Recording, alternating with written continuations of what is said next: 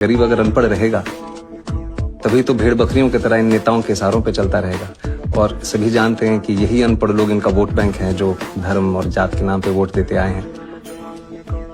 इसलिए डॉक्टर अंबेडकर ने 1942 में कहा था, एजुकेट, एजिटेट एंड ऑर्गेनाइज। अब जनता अगर पढ़ लिख गई तो नेताओं के लिए बड़ी समस्या हो जाएगी। इनके नियत में है दाग, सिर्फ करते रहेंगे बात, अलग शक्ल वही जात, वोट मिलने पर ये खास विदाया पूरे साल। हाँ मेरा भाई, ये तो नोटों की सरकार है ना, नोट से बनाते अपने बेटों को ये। सीजेपी प्रोटेस्ट अभी कितने शहरों में चल रहा है?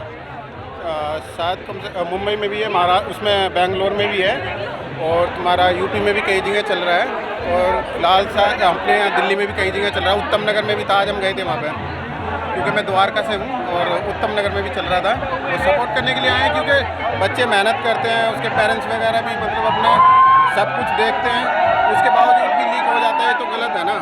क्या यहाँ पे किसी राजनीतिक पार्टी का समर्थन मिल रहा है इस आंदोलन के लिए? नहीं, सारे नेचुरल हैं यहाँ पे, नेचुरल हैं, कोई भी किसी पार्टी का कोई सपोर्ट नहीं है यहाँ पे, नेचुरल है, और सब अपने मन से आए हैं। ये नहीं कि उस पार्टी ने बोला, इस पार्टी ने बोला। हम खुद भी आए हैं, अपना ऑफिस ख़त्म करने के बाद यहाँ आए हैं। और देखो मेन चीज़ है, हमें क्या है कि जो गलत को गलत और सही को सही कहना चाहिए, मान दो। लेकिन ये जो सरकार है अपना मतलब कुछ भी गलत कर देती है, ना तो बात करती है किसी से, ना कुछ अपना चुप बैठ जाती है, ये गलत है। सरकार से अभी कोई बातचीत हुई है सीजेपी प्रोटेस्टों की? कुछ नहीं हुआ सरकार से। अभिजीत भाई से भी उन्होंने कोई बात वगैरह कुछ नहीं करी है। उन्होंने आज बोला था मिलने के लिए, लेकिन वो अभिजीत भाई के पास तो उन्होंने बोला कि आप हमारे यहाँ मंच पे आओ, ये नहीं कि हम आपसे मिलने जाएं। अच्छा, अभिजीत दीपके की जो मांग है वो ये है कि अब भारतीय जनता पार्टी के कार्यकर्ता धर्मेंद्र प्रधान हो या फिर नड्डा जी हो, वो आपके मंच पे आएंगे, माफ़ी मांगेंगे। नहीं, माफ़ी तो नहीं मांगेंगे, लेकिन माफ़ी भी मांगे, क्योंकि इतना बड़ा कांड हुआ है, 20 बच्चे हमारे गए हैं, वो भी गए, और फिर उसके बाद में 20 तारीख को जो यहाँ पे लठबाजी हुई है, वो भी तो देखो बहुत गंदा है। पुलिस ने कैसे मतलब बच्चियों पे कैसे हाथ उठाया, आप ये देखो, किसका खून निकला है, किसी का सर फट गया, टांग टूट गई है। तो ये तो सरकार को देखना चाहिए, नहीं कि मैं अपने ही देश के बच्चों पे कैसे जुल्म कर रही हूँ। तो आप एक बात बताइए कि संसद भवन के घेराव के लिए अगर कोई जाता है, वहाँ पे आपको पता है कि बहुत ज़्यादा प्रोटोकॉल होता है? अब यहाँ भी तो है ना, यहाँ प्रोटोकॉल होता है, वहाँ जा कर के आप वहाँ प्रोटोकॉल तो यहाँ भी है ना। आप यहाँ भी देखो, यहाँ तो नहीं कोई दंगा हो रहा है, इतनी भीड़ है यहाँ पे। आप देखो, बिल्कुल यहाँ पे दंगा नहीं हो रहा, बिल्कुल शांत। कोई चीज़ से बदतमीजी कर रहा है, आप ये दिखाओ दो कि यहाँ पे बदतमीजी कर रहा हो, कोई नहीं कर रहा ना। ऐसे ही वहाँ पे जाते आराम से। प्रधानमंत्री को ये नौबत ही नहीं आनी चाहिए थी। आता बच्चों से अपने से मिलता, वो कहता है बच्चे मेरे लिए सब कुछ हैं, ठीक है, लेकिन वो तो कहाँ सुनता है।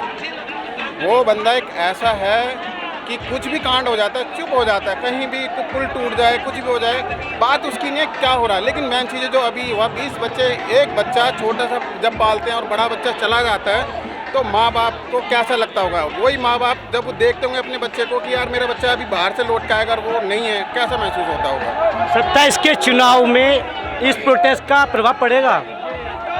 बिल्कुल सर, बिल्कुल पड़ेगा, क्योंकि ये युवाओं की आवाज़ है, और धर्मेंद्र प्रधान को इस्तीफा देना चाहिए, क्योंकि बहुत बेरोजगारी हो रही है, स्टूडेंट बेचारे परेशान हैं, और नीट की परीक्षा बहुत लीक हो रही है। तो धर्मेंद्र प्रधान को इस्तीफा देना चाहिए इसके लिए, क्योंकि ये युवा बहुत बेरोजगार है, बड़ी परेशानी में है। तो धर्मेंद्र प्रधान को इस्तीफा देना चाहिए 100%। धर्मेंद्र प्रधान के इस्तीफा देने के बाद सारी चीज़ें ठीक हो जाएंगी? बिल्कुल हो जाएगी। अगर आप एक लीडर सरकार को चुनोगे, एक अपने जनप्रतिनिधि को एजुकेशन के मामले में अगर उसको आप चिन्हित करते हैं, तो बिल्कुल डेफिनेटली चेंज आएगा शिक्षा के अंदर। तो किसको बैठाना चाहिए उनके बाद? मेरे हिसाब से तो सोनम वांगचुक को बैठाना चाहिए। जो बंदा आज 27-28 दिन हो गए अनशन पे बैठा हुआ है, भूख हड़ताल पे, तो उसी बंदे का हक बैठता है, सोनम जी का, सोनम वांगचुक सरकार। चलिए, आपको मान लिया कि सोनम जी को हमने शिक्षा मंत्री बना दिया, क्या गारंटी है कि उसके बाद नीट एग्जाम या भारत देश में कोई भी एग्जाम नहीं होगा? गारंटी है, क्योंकि बीजेपी के अंदर सारे के सारे अनपढ़ हैं, गंवार हैं और जाहिल है। सही बात है, ये बात सारे के सारे गंवार हैं, और सोनम वांगचुक एक साइंटिस्ट है, आप भी जानते हो, और एक पढ़ा लिखा आदमी ही इस देश को चला सकता है। अनपढ़ आदमी से आप बिल्कुल भी आस नहीं कर सकते, इसलिए हमें पता है। और मोदी बिल्कुल पता ही आपको अनपढ़ है, और वो बिल्कुल भी नहीं जानता। वो किसी भी देश में जाता है बेइज्जती करवा के आता है। सही बात है।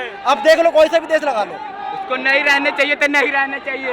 मोदी हटाइए, उसको देश नहीं- बचाइए। आप मोदी को पूछो, नहीं रहने चाहिए। बेधड़क होके पूछो। मोदी हटाओ, देश बचाओ। मोदी हटाओ, देश बचाओ। इस्तीफा दो। मोदी की स्ट्रेटेजी को मैं अच्छे से जानता हूँ।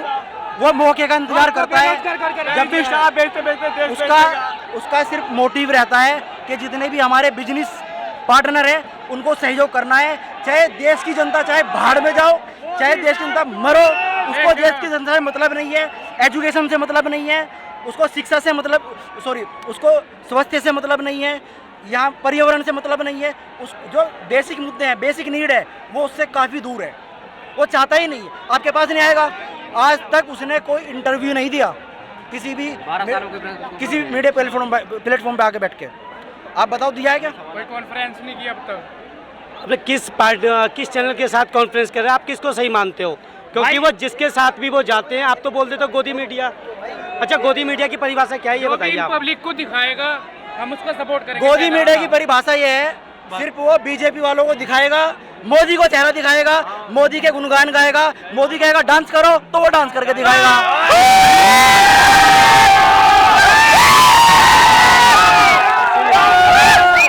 आपने बोला था कि शांतिपूर्ण रूप से यहाँ पे प्रदर्शन हो रहा है। हाँ जी, आपकी वीडियो यहाँ से बाहर जाएगी। हाँ करके हुए इंटरव्यू में। हाँ, तो ये तरीका ठीक रहेगा? आप बताओ। ये बिल्कुल ठीक है। एक मिनट भैया, ये प्रदर्शन बिल्कुल मैं 19 तारीख की नाइट में यहीं पे था बिल्कुल।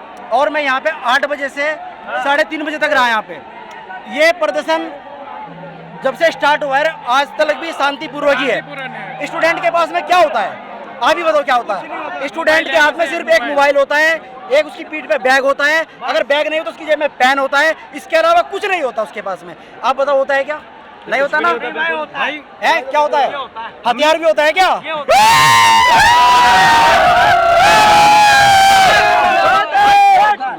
नरेंद्र मोदी की नहीं। इसको जिस दिन हम बिस्कुट खिलाएंगे ना, उस दिन ये बगैर दांतों का खाएगा, बगैर दांतों का खाएगा।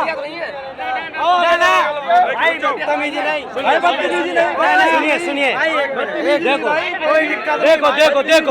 सुनो, आराम से। अरे नहीं इधर हो जाओ तो बात करोगे, कोई ऐसी बात सुनूंगा मैं।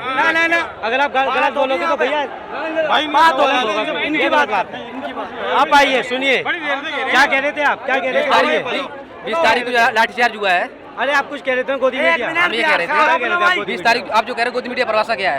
20 तारीख को लाठीचार्ज हुआ है, उसमें मीडिया क्या दिखा रही है आज तक? और एबीपी न्यूज़ क्या दिखा रहे हैं? पुलिस वालों को सर फूटे, बच्चों को दिखाया, बच्चों को जो चोट लगी कुछ दिखाया? अभी तक नहीं दिखाया ना। तो यही गोदी मीडिया परिभाषा। और क्या है? आप मीडिया में आपको नहीं पता है क्या है? यही है या और भी कुछ है? और क्या है? नहीं, इससे पहले भी तो सरकार को छुपाती है विपक्ष। इससे पहले भी तो आप गोदी मीडिया बोलते थे ना। जोर से बोला। मीडिया का मतलब क्या है? मीडिया का मतलब क्या है? सत्ताधारी से प्रश्न करना, जो सरकार में है उससे सवाल करना, ना कि विपक्ष से करना। ठीक है? अच्छा, सरकार से सवाल करना। ये ठीक है। स्टूडेंट है, ये क्यों आए हैं? सरकार में सिस्टम में कमी तभी तो आए हैं। पेपर लीक क्यों हो रहे बार-बार? 5 साल में धर्मेंद्र प्रधान के 180 पेपर लीक हो गए हैं। आप देख रहे हैं रियल न्यूज अड्डा, हर खबर का असली अड्डा।